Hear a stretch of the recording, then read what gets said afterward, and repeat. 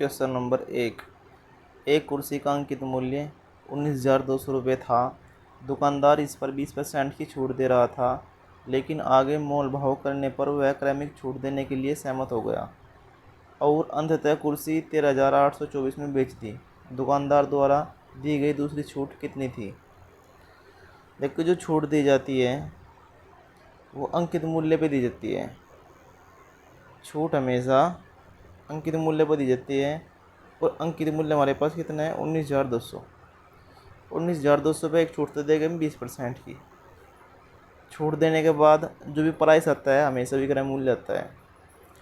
उसके बाद फिर दूसरी छूट देंगे जो हमें निकालनी। उसके बाद जो हमारा फाइनल प्राइस बचेगा वो बचेगा विक्रय मूल्य। चलो करते हैं क्वेश्चन को। हमारे पास अंकित मूल्य कितना है? 19,200। अंकित मूल्य कितने हैं? 19,200। अंकित मूल्य पे छूट दी जाती है। 20% की फ्रैक्शन वैल्यू होती है। 20% को लिखते हैं हम 1/5। 20 × 20 और 20 × 5 100। इस तरीके से 20/100। 20/100 को क्या लिखते हैं हम? 1/5। तो 20% की फ्रैक्शन वैल्यू होती है 1/5। अगर हम इस पर 1 की छूट देंगे तो बच्चे कितने में? 4/5 में। दूसरी छूट हमें निकालनी। ठीक, दूसरी छूट हमें निकालनी बराबर। अगर हमें दूसरी छूट का पता लग जा तो फाइनल प्राइस मिल जाएगा हमें, अर्थात विक्रय मूल्य कितना? 13,824 मिल जाएगा भाई।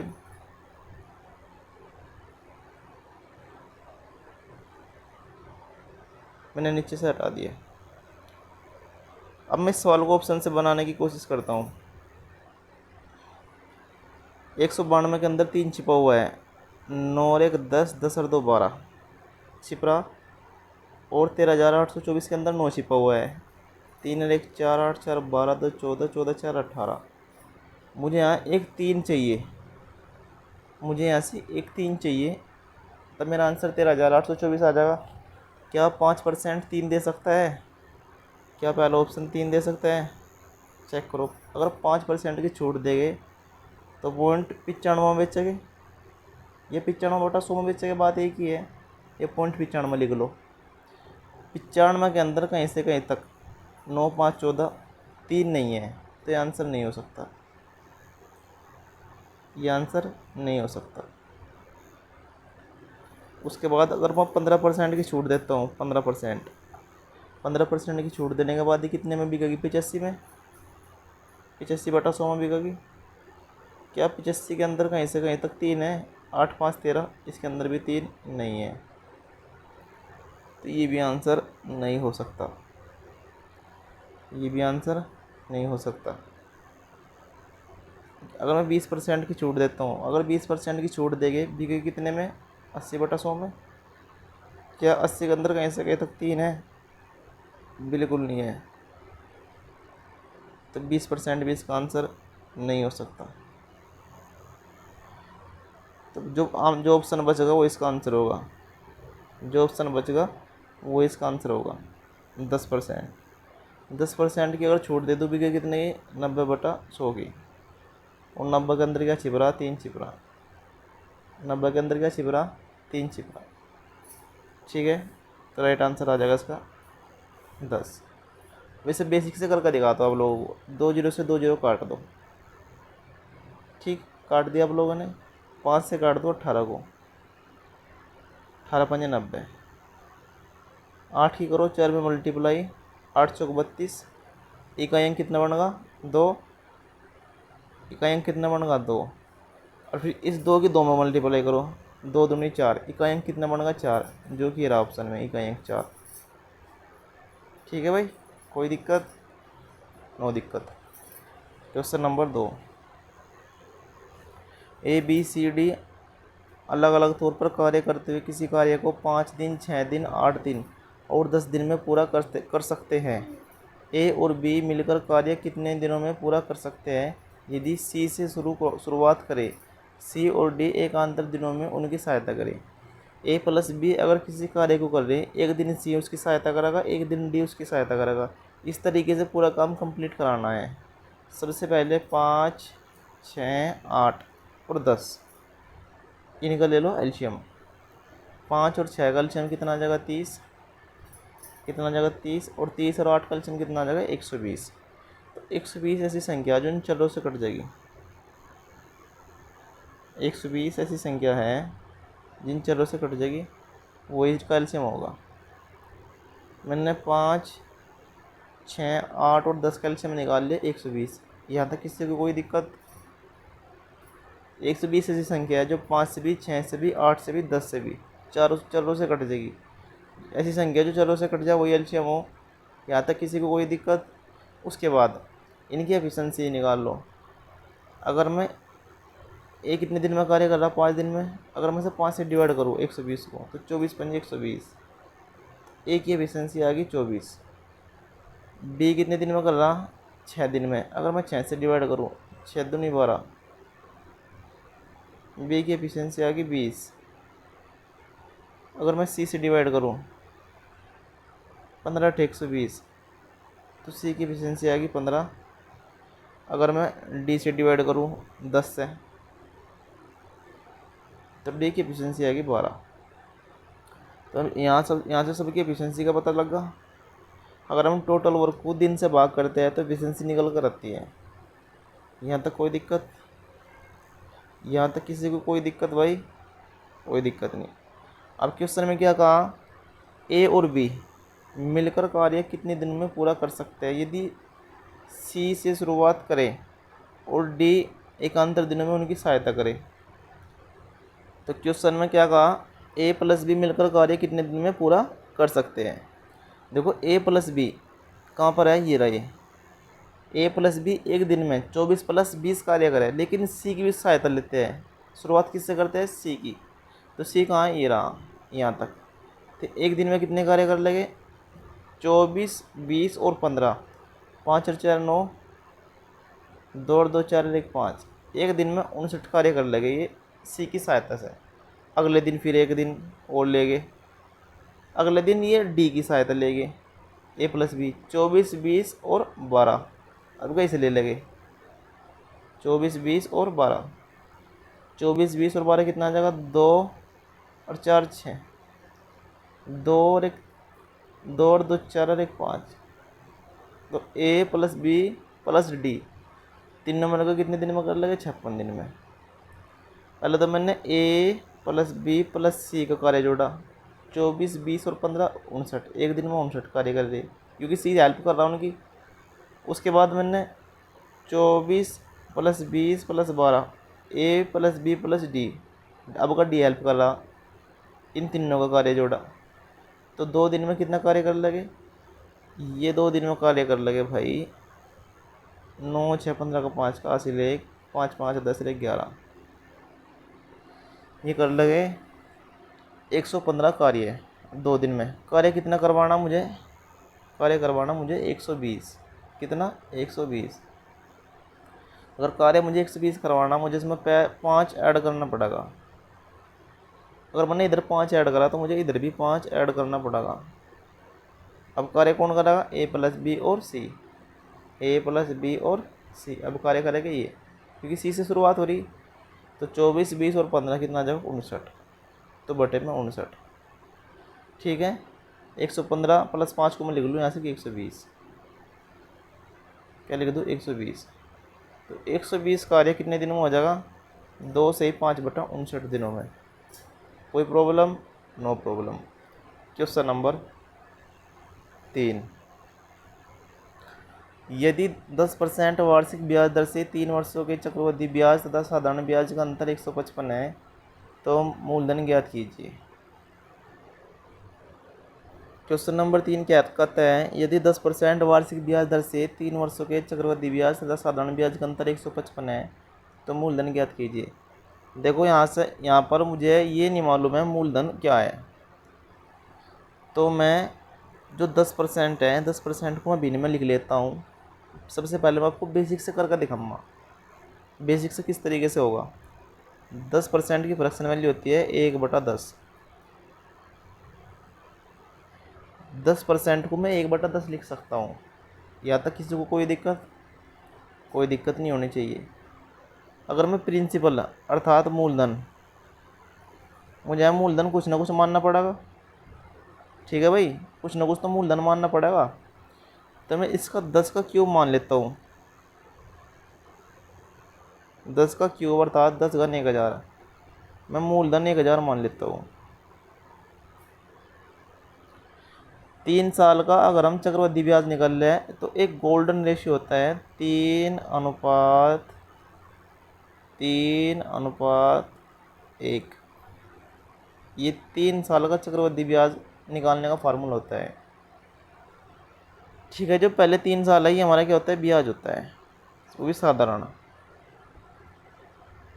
अब क्वेश्चन में क्या कहा, क्वेश्चन में कहा कि जो 1000 है, 1000 पहले दिन हम क्या करेंगे, इसका क्या लेंगे, 1/10 लेंगे, क्योंकि जो हमारे रेट है वो 10% है। 1000 का 10 कितना आ जाएगा, 100। 1000 का 10 कितना आ जाएगा, 100। यहाँ तक कोई दिक्कत नहीं। अभी 100 का भी 1/10 लेंगे अगले साल। जब भी 100 का भी 1/10 लेंगे तो यहाँ कितना आ जाएगा, 10। अब इस 10 का भी 1/10 लेंगे उस अगले साल। 10 का भी 1/10 कितना आ जाएगा, 1। यहाँ तक किसी बच्चों को कोई दिक्कत। मैं इस सवाल को गोल्डन रेशियो से बनाने की कोशिश कर रहा ताकि आप लोगों की समझ में आ जाए, वरना इसकी शॉर्ट विधि होती है, बिल्कुल शॉर्ट, मैं आपको दिखाऊंगा। अब क्या कहा क्वेश्चन में, क्वेश्चन में कहा 3 वर्षों का चक्रवृद्धि ब्याज तथा 3 साल का साधारण ब्याज का अंतर 155 है। देखो इस वाले को काट दो, यह केवल साधारण ब्याज कितने साल का, 3 साल का, ठीक है। और जो इनका डिफरेंस है, जो बचेगा ये होता है डिफरेंस। जो बच गया क्या होता है, 3 साल के चक्रवृद्धि ब्याज और साधारण ब्याज का डिफरेंस होता है। 3 की 10 में मल्टीप्लाई करो, 3 दाई 30 प्लस, और 1 की 1 में मल्टीप्लाई, 1 तो 30 और 31, तो 31 आगा 3 साल का चक्रवृद्धि ब्याज तथा साधारण ब्याज का अंतर कितना आगा, 31। यहाँ तक किसी को कोई दिक्कत नहीं होनी चाहिए बिल्कुल भी। क्वेश्चन के अकॉर्डिंग 3 साल के चक्रवृद्धि ब्याज और साधारण ब्याज का अंतर 155 दे रखा, और जो हमने निकाला वो कितना है, 31 गुना, पूछ क्या रखा, मूलधन हमने कितना माना था, 1000। तो 1000 की वैल्यू हमें बतानी है। 31 पंजे 155, और 5 की जब मैं 3 में मल्टीप्लाई करूँगा तो कितना आ जाएगा, 5000। कितना आ जाएगा, 5000 आ जाएगा भाई। तो 5000 इस क्वेश्चन का आंसर आ जाएगा, जो कि ये रहा। ये तो होगा बिल्कुल बेसिक से, ये तो होगा बिल्कुल बेसिक से। अब मैं से बिल्कुल शॉर्ट मेथड से बताता हूँ आप लोगों को, और आपकी समझ में आएगा भी। देखो जो 10% है, 10% की फ्रैक्शन वैल्यू होती है 1/10। कितनी होती है, 1/10। मैं प्रिंसिपल मान लेता हूँ मूलधन 10 का क्यूब, क्या मान लेता हूँ प्रिंसिपल, 10 का क्यूब अर्थात 1000। जब भी हमें रेट दी जा और इस तरीके का कोई सवाल दिया जा, तो हम भिन्न का क्या करेंगे, वो रेट का एक भिन्न में कन्वर्ट कर लगे, और जो उसका हर होगा उसे ही हम अपना प्रिंसिपल मान लगे। अगर 2 साल की बात है तो स्क्वायर ले लगे, अगर 3 साल की बात है तो क्यूब ले लगे अर्थात घन ले लगे। यहाँ तक किसी को कोई दिक्कत। अब मैं से हटा देता हूँ, प्रिंसिपल हमने 1000 मान लिया। अब जो भी गेम खेलना हमें 1/10 से खेलना। क्वेश्चन के अकॉर्डिंग साधारण ब्याज कितना दे रखा है, 155। इसे मैं नीचे लिख लेता हूँ। क्वेश्चन के अकॉर्डिंग 3 साल का चक्रवृद्धि ब्याज और साधारण ब्याज का अंतर कितना दे रखा है, 155। अब मैं क्या करता हूँ, आपको निकाल के दिखाता हूँ। 3 साल के चक्रवृद्धि ब्याज और साधारण ब्याज का अंतर मैं 1/10 से कैसे निकाल लूँगा। सबसे पहले तो क्या करना, आप लोगों को इसकी मल्टीप्लाई करनी है। सबसे पहले 10 की किस में मल्टीप्लाई करनी है आप लोगों को, 3 में। 10 की मल्टीप्लाई किस में करनी है, 3 में। तो 10 दिए 30, और 30 में क्या जुड़ागा, 1। 10 दिए 30 अरे 31, 10 दिए 30 अरे प्लस 1 31। तो इस तरीके से डायरेक्ट अंत है, चक्रवृद्धि ब्याज और साधारण ब्याज का अंतर निकल कर आ जाएगा। 10% को लिखा गया 1/10, इस तरीके से मैंने घुमाया, 10 की 3 में मल्टीप्लाई करी, कितना होगा 10 3 30, और जो ऊपर बच रहा अंश 1, इसे कर देंगे ऐड, तो कितना आगा नीचे हो 31 आगा। ये 3 साल के चक्रवृद्धि ब्याज और साधारण ब्याज का अंतर आएगा 31 गुणा मूलधन पूछा, मूलधन हमने कितना बनना था 1000, तो 31 पंजे 155, और 5 की जब मैं 1000 में मल्टीप्लाई करूँगा तो कितना आ जाएगा 5000, तो 5000 इस क्वेश्चन का आंसर आ जाएगा भाई, जो कि ये रहा। क्वेश्चन नंबर 4, 1220 रुपये प्रति सैकड़े की दर से 400 आम खरीदे गए और 820 के लाभ पर बेचे गए, प्रति दर्जन आमों का विक्रय मूल्य ज्ञात कीजिए। देखो सबसे पहले तो विक्रय मूल्य की तो बहुत दूर की बात है ना, क्रय मूल्य कहीं पता नहीं क्या है भाई। 1220 प्रति सैकड़ा की दर से 400 आम खरीद दिए, तो एक आम कितने हो जाएगा भाई, एक आम हो जाएगा 0, 4 दूनी 8, 4 दूनी 8 और 4 एकन 4, 4880 रुपये का एक आम हो जाएगा भाई, ठीक है। और 820 के लाभ पे बेच दिया, अगर क्रय मूल्य में मैं लाभ ऐड करता हूँ तो हमारा क्या आता है विक्रय मूल्य 48 कितने हो गए 56, 56 और 1 57, तो 5700 आएगा हमारा विक्रय मूल्य। अब इस विक्रय मूल्य को प्रति दर्जन 12 के हिसाब से बेचना, और टोटल संख्या कितनी थी आम की 400, तो बटे 400, 2 जीरो से 2 जीरो काट दो, 4 से काट दो 12 को 3 बार, 4 3 12, और 57 की जब हम 3 में मल्टीप्लाई करेंगे 3 7 21 हासिल 2, 3 5 15 और 2 17, तो 171 इस क्वेश्चन का आंसर आ जाएगा। क्वेश्चन नंबर 5, 410 मीटर और 390 मीटर लंबाई वाली 2 रेलगाड़ियाँ एक ही दिशा में क्रमशः 80 किलोमीटर प्रति घंटा और 100 किलोमीटर प्रति घंटे की चाल से गतिमान है। पीछे से आ रही तेज चाल वाली रेलगाड़ी दूसरी रेलगाड़ी को पूरी तरह से पार करने में कितना समय लेगी, और समय बताना मिनटों में। समय किस में बताना, मिनटों में। समय बराबर होता है दूरी बटा चाल। रेलगाड़ी चाहे समांतर चलो चाहे चलो विपरीत, डिस्टेंस हमेशा आपस में ऐड होती है अर्थात जुड़ती है। 410 और 390 कितना होता है, 4 और 3 7 और 1 8, तो दूरी तो आ गई 800 मीटर, जोड़ ले मैंने इनको 800 मीटर। समय निकालना, समय बराबर दूरी बटा चाल, और चाल कितनी हो जाएगी, अगर एक ही दिशा में चल ली तो चाल हमेशा घटती है। 100 माइनस 80 अर्थात 20, ये आएगा किलोमीटर प्रति घंटा, 20 किलोमीटर प्रति घंटा। लेकिन मुझे तो इसे आंसर लाना पहले सेकंड में, उसके बाद मिनट में कन्वर्ट करना, तो मैं छोटे में कन्वर्ट कर लूँगा, 5/18 से मल्टीप्लाई करके 18 चले जाएगा ऊपर।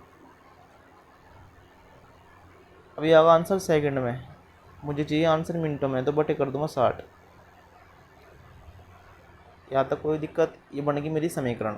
अब मुझे काटना पीटना और कुछ नहीं करना, 2 जीरो से मैंने 2 जीरो काट दी, ठीक है भाई, और 2 जीरो से 2 जीरो कट गई, और 36 18,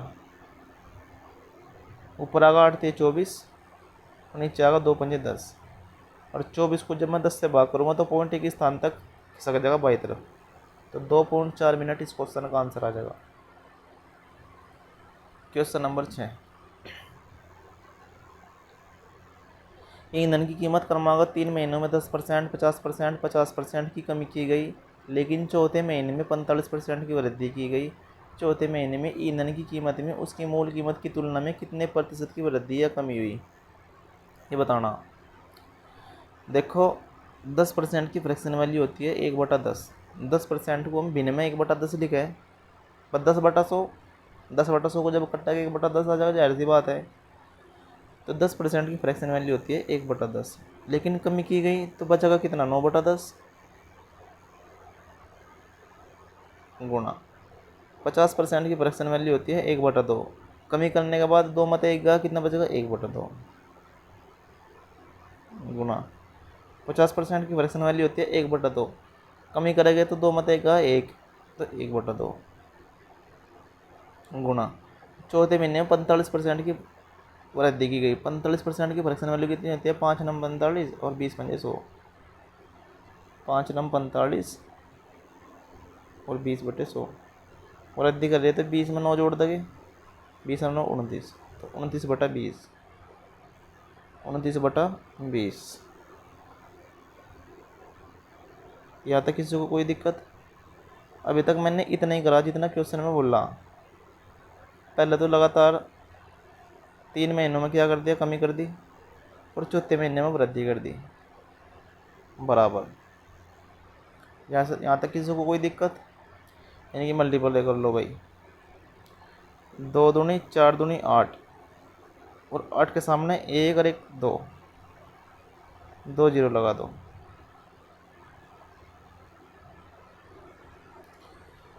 उसके बाद 9 की 29 में मल्टीप्लाई करो। 9 नम 81 हासिल 8, 9 दूनी 18, और 18 8 कितने हो गए? 26। ये आएगा 261। कितना आएगा? 261। क्वेश्चन में चौथे महीने बोले ईंधन की कीमत में उसकी मूल कीमत की तुलना में कितने प्रतिशत की वृद्धि है कमी हुई? 800 में से 261 घटाओ, 10 मत 1 का 9, बच गए नहीं यहाँ 9, 9 में तो 6 गए, कितने बच गए भाई? 10 में 1 का 9, यहाँ बच गए 9, 9 में तो 6 गए, बच गए 3, यहाँ बच रहे 7, 7 में तो 2 गए, कितने बच गए? 5। तो आएगा 539/800 और गुणा 100%, गुणा 100%।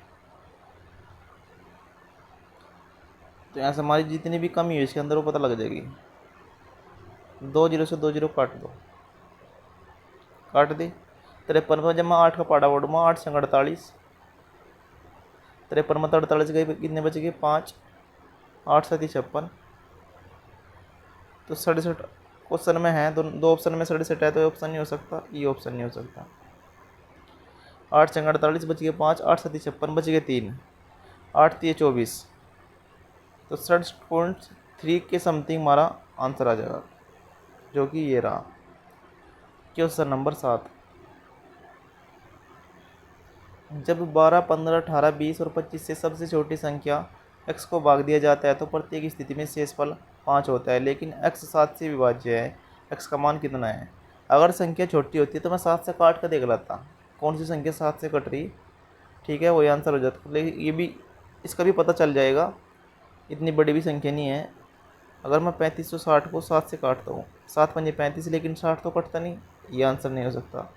अगर मैं 3506 को 7 से काटता हूँ, 7 पंजे 35, लेकिन 6 नहीं कटता, ये आंसर नहीं हो सकता। अगर मैं 30 को काटता हूँ, 7 चौक 28, बच गए 2, उतार ले 6 26 बन गए, 7 21, उतार ले 5 हो गए 55, 55 7 से नहीं कटता, तो संख्या भी 7 से नहीं कट देंगी, तो संख्या कट जाएगी 7 से। कैसे? 7 पंजे 35, बचेगा 1, 7 1 7, बच गए 3, 7 पंजे 35। ठीक है, मुझे आगे चेक करने की आवश्यकता नहीं है। Question number 8। निम्नलिखित का मान ज्ञात कीजिए। 23 की 12 में मल्टीप्लाई करो। सबसे पहले 12 3 36 हासिल 3, 12 दूनी 24 और 24 3 27, ये तो आएगा 276 गुणा। ब्रैकेट स्टार्ट करो। जब मैं 6 को 2 से डिवाइड करता हूँ, 2 3 6, ऐसी आ जाएगा 3, और 18 मतलब 12 का कितने बच गए? 6, और 6 को 2 से डिवाइड करेगा फिर आ जाएगा 3, तो 276 की 9 में मल्टीप्लाई कर दो। 276 से मल्टीप्लाई कर दो 9, क्योंकि 3 3 होता है। करो भाई, 9 6 54 का 4 का हासिल कितने बच गए? 5। आगे करने की जरूरत नहीं, इकाई अंक कितना आगा? 4। इकाई अंक कितना आगा? 4। इधर भी इकाई अंक कितना आगा? 4। आगे करने की जरूरत है नहीं। लेकिन अगर आप करना चाहो फिर भी, 9 6 54 का 4 हासिल 5, 9 से 63, 63 5 कितना हो गया? 68 हासिल 6, 9 दूनी 18 और 18 6 24, तो 2484 क्वेश्चन का आंसर आ जाएगा। लेकिन अगर यहाँ इकाई अंक दिखाई दिया मुझे, तो फिर करने की आवश्यकता नहीं है। ऑप्शन में भी इकाई अंक दिखाई दे रहा जो मैच हो रहा। अगर 2 ऑप्शन में मैच होता तो इसे बेसिक से कंप्लीट करते। फिर क्वेश्चन नंबर 9।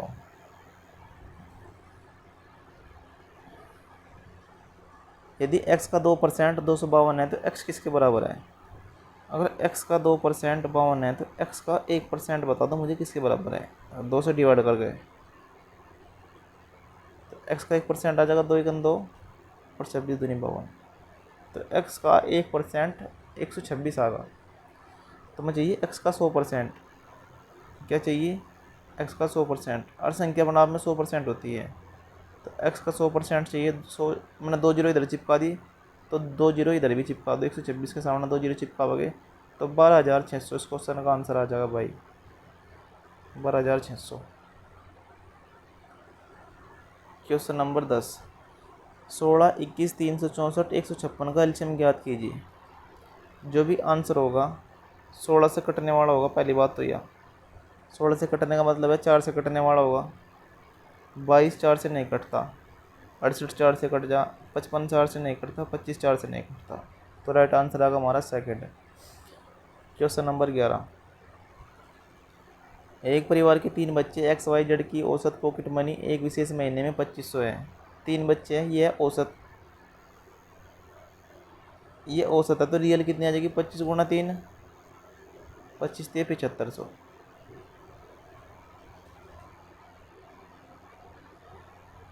ये पॉकेट मनी है भाई एक महीने की। उसके बाद एक्स जितना खर्च करता है वाई इसको 2 गुना करता है, जेड उसका 3 गुना करता है। ये एक इक्वेशन बना लो इधर, एक्स वाई जेड। एक्स जितना खर्च करता है, जैसे एक्स ने 1 खर्च करा, वाई इसको 2 गुना खर्च करता है, वाई करने दो।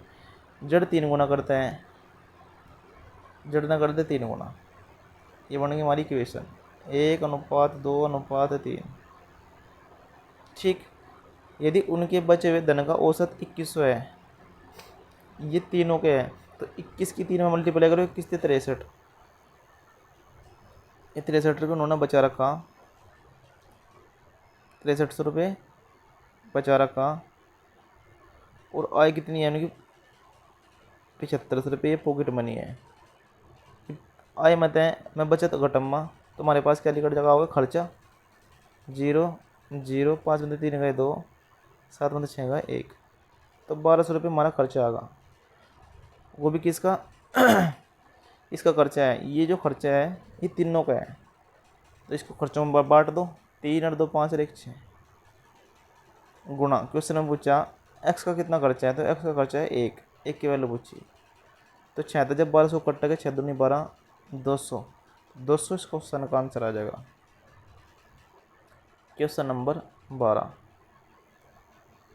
एक व्यक्ति 24 किलोमीटर की चाल से हैदराबाद से चेन्नई जाता है तथा उसी मार्ग से 40 किलोमीटर की चाल से हैदराबाद वापस आता है। पूरी यात्रा के दौरान उसकी औसत चाल ज्ञात कीजिए। देखो डिस्टेंस सेम है, जब डिस्टेंस सेम होती है एक फार्मूला होता है औसत चाल का 2xy x + y। इससे आसानी से औसत चाल निकल जाती है। 2 गुणा x का मान कितना दे रखा? 24, y का मान कितना दे रखा? 40, और x + y 40 + 24 कितना आएगा? 64। 8 8 64, 8 3 24 और 8 पंजे 40, तो 5 3 15, 15 दूनी 30, तो 30 इस क्वेश्चन का आंसर आ जाएगा। क्वेश्चन नंबर 13, निम्नलिखित में से कौन सी संख्या 9 16 13 23 में से प्रत्येक में जोड़ी जानी चाहिए ताकि परिणाम संख्या समानुपात में हो जाए। देखो अगर आप इस सवाल को गूगल पे सर्च करके देखो तो ये सवाल काफ़ी बड़ा है, एक्स मान के किया जा रहा काफ़ी बड़ा है, लेकिन मैं इसे थोड़ा शॉर्ट करने की कोशिश करता हूँ। मैं 9 और 16 का पेयर लेता हूँ, इधर 13 और 23 का पेयर लेता हूँ। इनका करूँगा डिफरेंस। 16 मतलब 9 के कितने बच गए? 7। 23 मतलब 13 के कितने बच गए? 10। मैंने क्या कर लिया? माइनस कर लिए। मैंने जोड़ा बना लिया, 9 का और 16 का जोड़ा बना लिया, 13 और 23 का जोड़ा बना लिया, और इनका ले लिया मैंने डिफरेंस। 16 मतलब 9 गए 7 और 23 मतलब 13 गए 10। यहाँ तक किसी बच्चे को कोई दिक्कत? किसी बच्चे को कोई दिक्कत यहाँ तक? इनका ले लिया मैंने रेशियो 7:10। अब आपको क्रॉस मल्टीप्लाई करनी, एक को छोड़कर एक के साथ में, इसकी मल्टीप्लाई कर दो इसके साथ में, इसकी मल्टीप्लाई कर दो इसके साथ में। 10 की 9 मल्टीप्लाई करेगा 10 9 90, और 13 के साथ में मल्टीप्लाई करेगा 13 7 91। इनका लेना डिफरेंस 13 7 91, 10 9 90 बटे, और जो रेशो आया इसका भी हमें डिफरेंस ही लेना। 10 में 10 आ गए 1, 10 में 10 आ गए 3, 10 में 10 आ गए 3, इसका भी हमें डिफरेंस ही लेना, रेशियो का भी। तुम्हारा आंसर आ जाएगा। अब ये समानुपात में हो जाएगी। 91 मतलब 90 के कितने बचेगा 1, और नीचे कितना है 3, तो 1/3 इस क्वेश्चन का आंसर आ जाएगा। ठीक है, आपको दोबारा समझाता हूँ, यही क्वेश्चन में आपकी समझ में आ नहीं होगा। संख्या है 4, 9, 16, 13, 23। सबसे पहले क्या करता हूँ, इनका पेयर बनाता हूँ। मुझे इन संख्याओं को ये देखना कि समानुपात में कैसे होगी। अगर मैंने इनका पेयर बना लिया, इनका डिफरेंस लो। 16 मतलब 9 के कितने बच गए 7, और 23 मतलब 13 के कितने बच गए 10। तो एक संख्या आ गई 7, एक संख्या आ गई 10। मैंने बना लिया इनका पेयर। अब क्रॉस मल्टीप्लाई कर दो, एक को छोड़ेगा एक, इसे पकड़ूँगा 16 को छोड़ दूँ, फिर इसे पकड़ूँगा 13 को। ठीक है, तो क्रॉस मल्टीप्लाई में इसकी मल्टीप्लाई हो जाएगी इधर, इसकी हो जाएगी इधर।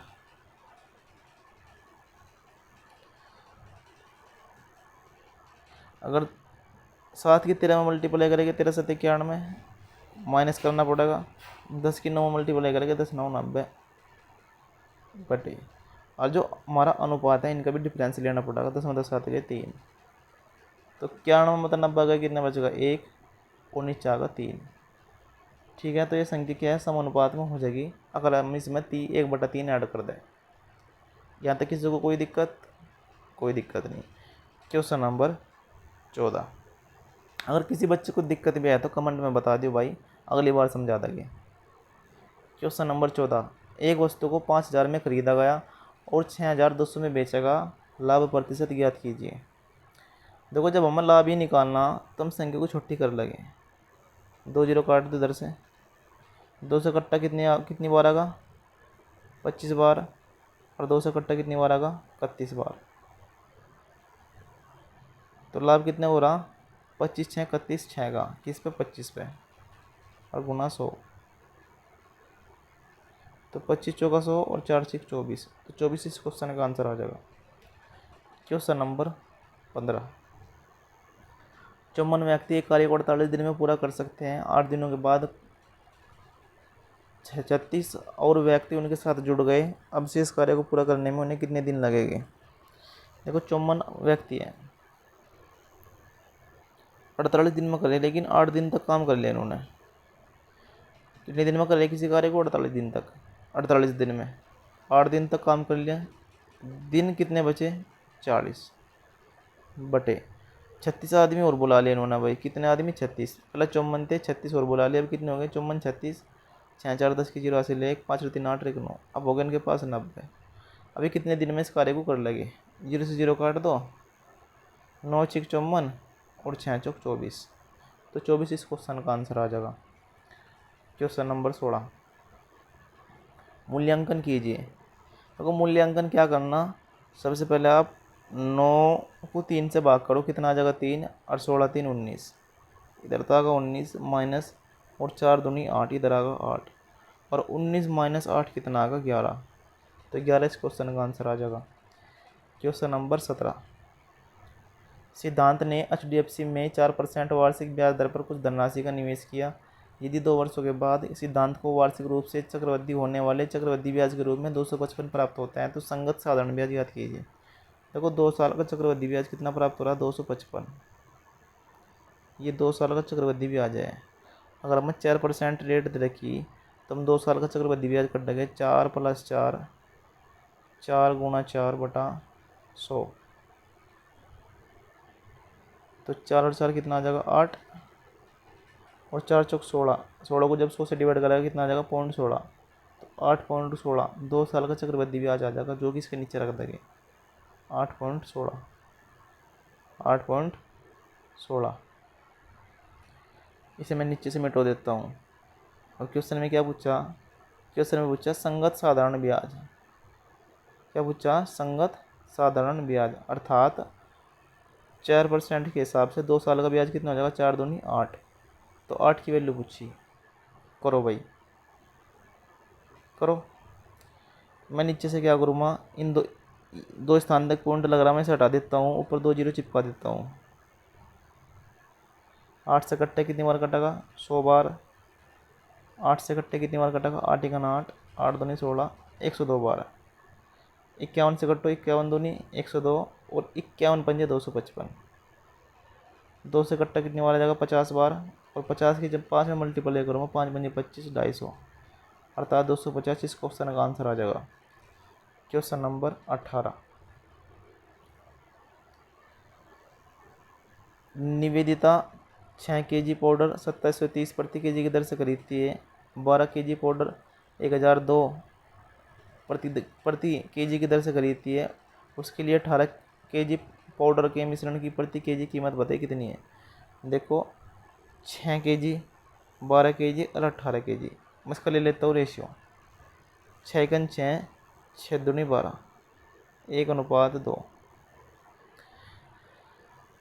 ये तो खरीद रहा 2730 के हिसाब से, ये खरीद रहा 1002 के हिसाब से।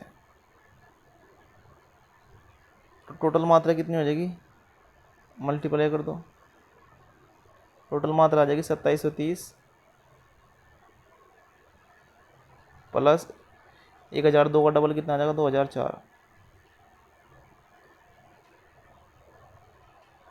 4 के 4, 0 में 3 ऐड करेंगे 3, 7 के 7 और 2 और 2 4, ये आगा 4734। कितना आगा, 4734। और बांटना किस में, 3 में। 2 और 1 3, दोनों में तो बांटना है। 3 एकन 3, 3 पंजे 15, बच गए 2, 3 7 21 और 3 अंटे 24। तो 1578 इस क्वेश्चन का आंसर आ जाएगा। Question number 19। यदि एक बेलनाकार टैंक की त्रिज्या 7 मीटर है, उसकी ऊंचाई 9 मीटर है, तो टैंक की क्षमता ज्ञात कीजिए। देखो जो टैंक की क्षमता है अर्थात उसका आयतन निकालना बेलन का। तो बेलन का आयतन होता है पाई r² h। पाई का मान 22/7, जो कि एग्जामिनर ने कहा कि इसे मानना पड़ेगा।